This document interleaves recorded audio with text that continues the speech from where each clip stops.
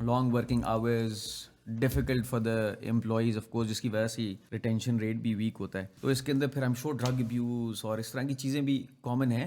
We probably are the second اور the third company only in Pakistan جو کہ drug testing کرتی ہے. ٹاپ ٹیلنٹ، بہت اچھے بچے.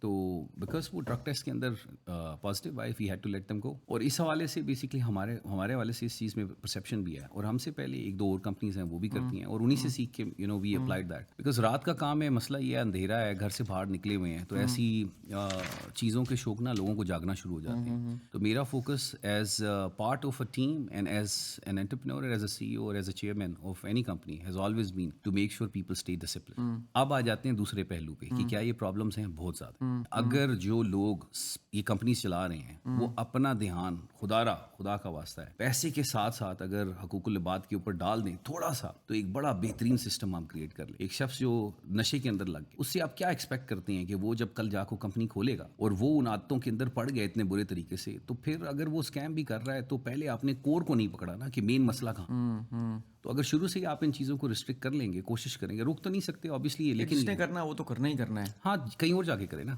ہاں کہیں اور جا کے. مجھے لگتا ہے کہ ایسی جتنی بھی آرگنائزیشنز ہیں، بی پی اوز جو کمپنیز کھولتے ہیں، ان کا فوکس جس طرح آپ نے بھی بات بولی، that's mostly related to making money. Yes. لوگ سسٹمز ہی نہیں بناتے، ایک آرگنائزیشن بلڈ ہی نہیں کرتے، آرگنائزیشن کلچر کے اوپر کوئی کام ہی نہیں کرتا ہوگا، انویسٹ ہی نہیں کرتا ہوگا. آ رہے ہیں جا رہے ہیں، ایک اور بندہ ہائر کر لو، ایک اور بندہ ہائر کر لو. اس کی وجہ سے پھر آپ یہ ٹاکسسٹی اس کو پروموٹ کر رہے ہیں. یس. اور امریکہ دیکھیں نا، وہاں پہ شہروں کے اندر پورے شہر ڈیڈیکیٹ کرتی ہیں نشیوں کے لیے.